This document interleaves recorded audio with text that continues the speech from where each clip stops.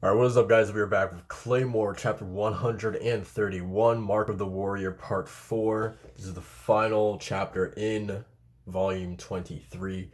Um, so last chapter, I think my favorite part was just like Claire kind of telling the group that like, hey, like my purpose in all of this is simply revenge. Like all I care about, all that matters to me is Priscilla at the end of the day, right?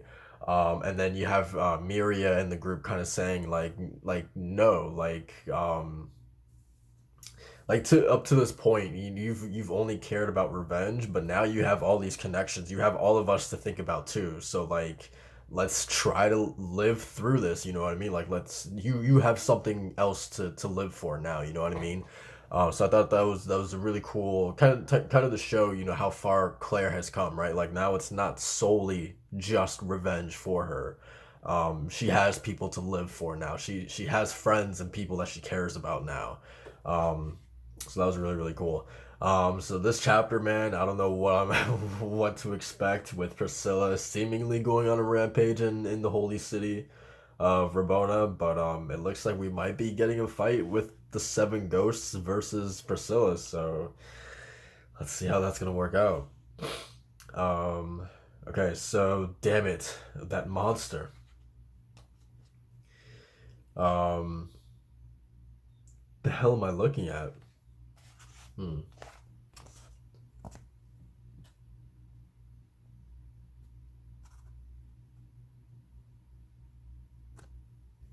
See if I can turn the brightness up a little bit. I don't think that helped. Oh well. All right. Okay. Anyway. Flesh. Give me flesh. Second spear unit. Retreat.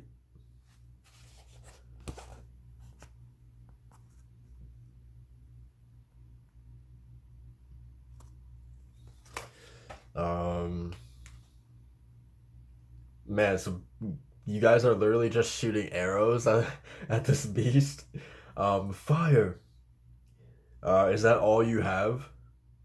Okay, there's Uma. It looks like. Why you? Oh no, it's Miata and Clarice. Okay.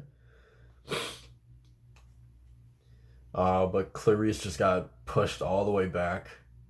Um, Mama. Yuma, Cynthia. Hey, here's the crew.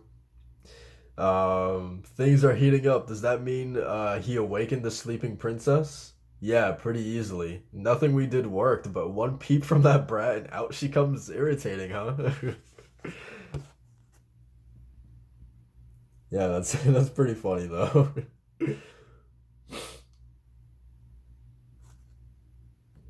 And I love like um Helen's outfit seems a little bit different, right? Like especially compared to I mean, just the normal garb of the Claymores. Like, I'm digging Helen's kind of like combination of the I just refer to it as the Seven Ghosts outfit, right? The kind of all black.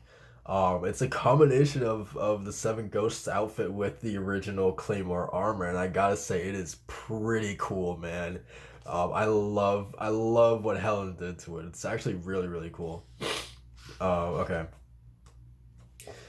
Don't be jealous. In some ways, Claire is his protector. She bears a strong sense of responsibility for his life. Be careful. With nothing left to regret, she may take her life lightly. Um, all right.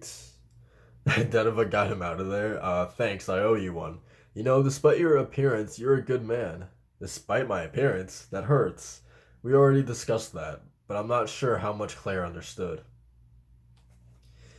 In any case, we won't let her do anything reckless like before. All right. Um, so we got Miria and Claire going up against this awakened one. Again, man, the designs of these things. I feel like it almost kind of reminds me of Refles a little bit, but again, just seeing the multiple bodies inside is pretty cool. Is a neat touch.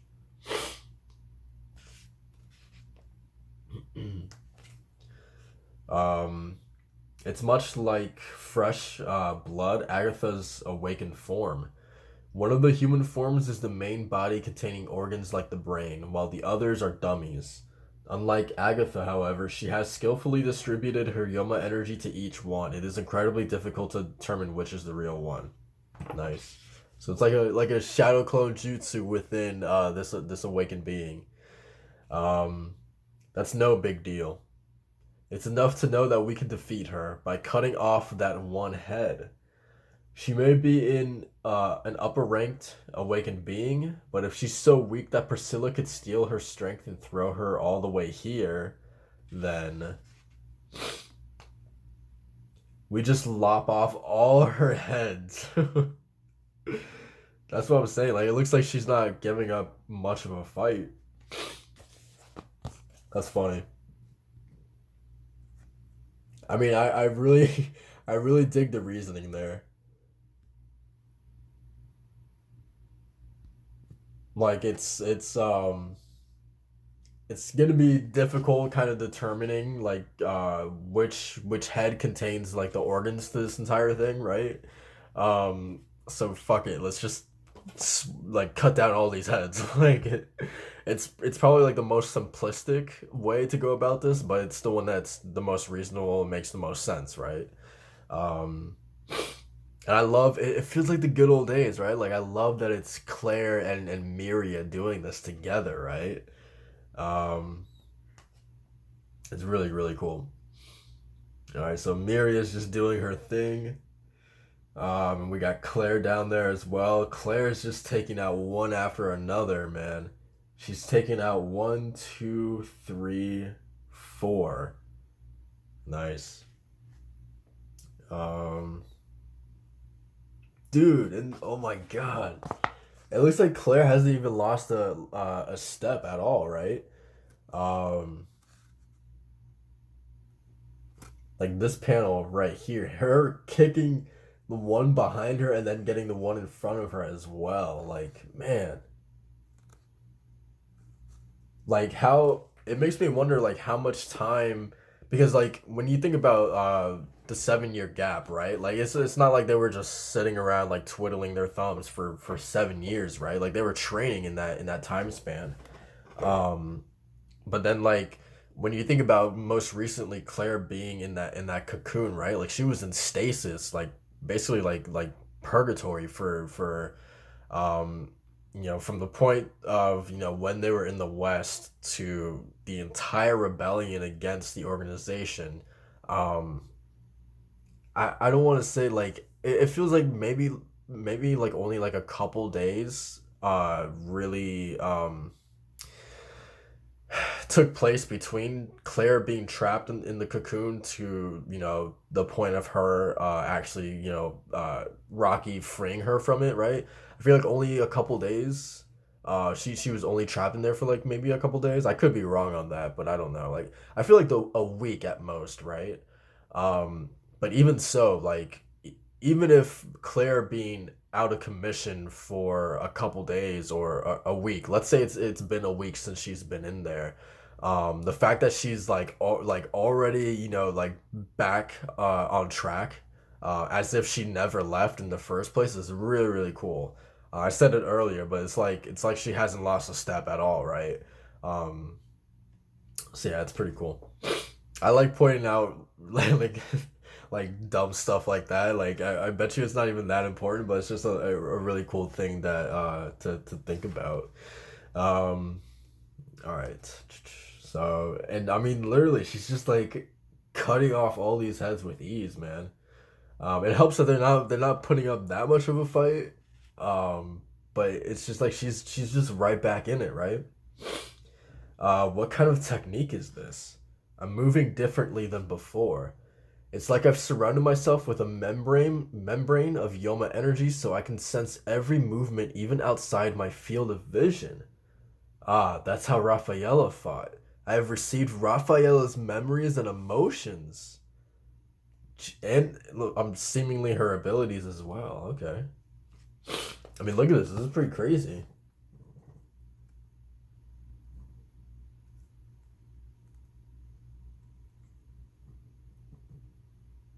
Oh yeah, you can see it a lot better now, right? All right. Um. All right. So it's seemingly this is the last head. I'm guessing. Um. So here at the last, we have found the real body. You weaklings, and they got her. Nice. I mean, she literally has no one to blame but herself. Like,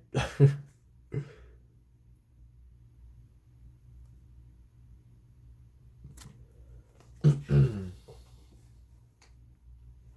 right, so now we just got one more. Damn, they've already taken down theirs, and we've got six warriors. We're pitiful. Its structure is simple, so I thought this would be easy, but it's tougher and faster than I thought. Miata just broke through that. What? Look at Miata go, man. I feel like it's been a while since we've seen her do something like that. Oh, but it's just regenerating. Okay, so most difficult of all is its regeneration. We need a single slashing attack strong enough to destroy a massive body.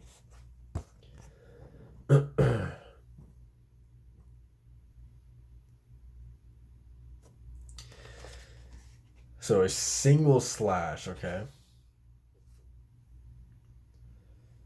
And it looks like Helen. Yeah, Helen's already winding up her arm. Maximum revulsions 55. Um, your attacks are so obvious. You'll never hit me with that. I wouldn't be so sure. I won't let you destroy the holy city any further, so I'm stopping you for a second. Why you go, damn you. Dude, Galatea. Galatea jumped in and helped. Are you kidding me? Man. Dude, and Helen too, like just showing like showcasing a little bit of like how far she's come. Like look at that ability, dude. That maximum revulsion. Jeez, I mean that was like an entire like the size of like a tornado or something, right? Because we've always seen it as such a like a miniature scale, right? Nothing to that size before, so that's really cool, man. And Rocky, I totally forgot about him. That was Priscilla, the awakened being Claire risked her life to get revenge on. Back in the West, in Lotrick, Priscilla said she smelled something on me and she was searching for the source. She must have meant Claire. But why? I understand why Claire would search for Priscilla, but why would Priscilla look for Claire? The object of your curiosity is over there, so why are you here? We need to talk to you. Um, I'm trying to think um, because Rocky was obviously thinking this stuff to himself, so like, how did they know what he was curious about, right? Weird. I don't know. I'm not gonna try to think about it too much, but that's an interesting note to leave this volume off, right? Like I'm really I don't know what to make of Rocky because it feels like I mean at least what is being like set up is and I don't know because like I feel like this could only go one logical way. Like, is he really that attached to Priscilla? Like, yeah, he spent a lot of time with her, but like, what I think at least what is going to be set up is Rocky going to have to be put in a spot where he's going to have to make a decision between Priscilla and Claire. At least that's what it seems like it's being set up because like he has spent significant time with the both of them, right? Um, and it's like Claire has a very good reason to go after Priscilla, and at the same time, Priscilla has her own reason to go after Claire, more specifically because Teresa's in there, right? Um, so at least that's what I think. That he at some point he's going to have to come to a decision, but I feel like that choice is gonna be pretty obvious, at least, right? Like it has to be Claire. Um, so like where I'm trying to go with all this is that like I feel like um yeah, I don't know. Like, I what I'm trying to say is like Rocky, you know, essentially, being the catalyst to break Claire out of the cocoon. Like I don't think that's like where his character like potential is going to end. Like I feel like there's gonna be like Rocky is being set up to be something like really significant in this story, and I don't know. I'm really interested to see where he's going to end up at the end of this manga, because like Rocky's been like okay to me, you know what I mean? Like he's not awful, he's not like the greatest or anything like that, you know what I mean? Like I love, like Galatea, Refool, Claire, Miria, Helen, Deneva, like those are Jean, like those are my easily. Like those are my standout characters, right? So like Rocky, he's not there. Like he's all right. But I'm really curious to see like if he's going to be like a main, focus, like a significant character, once we kind of start inching towards the end, right? Because I feel like he's being set up for something like huge, right? So, um, I don't know. So definitely like the way that this volume ended, like that definitely gives me a little bit of that feeling. But enough of Rocky. Um, so the rest of this chapter, I don't know. This chapter kind of like, especially with like how the rest of this volume went, like because this was a great volume, just in general. Um, but I don't know. A little down on this chapter, to be honest. Like just fighting, awakened beings. It was cool, seeing like getting a little bit of a hint that hey, Claire might be working with a little bit something new here. The fact that it's seemingly some of Rafaela's memories and emotions, and seemingly maybe like abilities as well, has kind of like bled through into Claire. So just that possibility alone, like Claire is shaping up to be a force to be reckoned with. Um, if she is truly containing part of Rafaela inside of her, then she has Rafaela and Teresa inside of her. That's pretty crazy to wrap my mind around. Um, so this chapter really showcases that, seeing that, like Claire has taken like another step in her development, right? And then Deneva as well, seeing just a maximum revulsion of that scale was really really cool.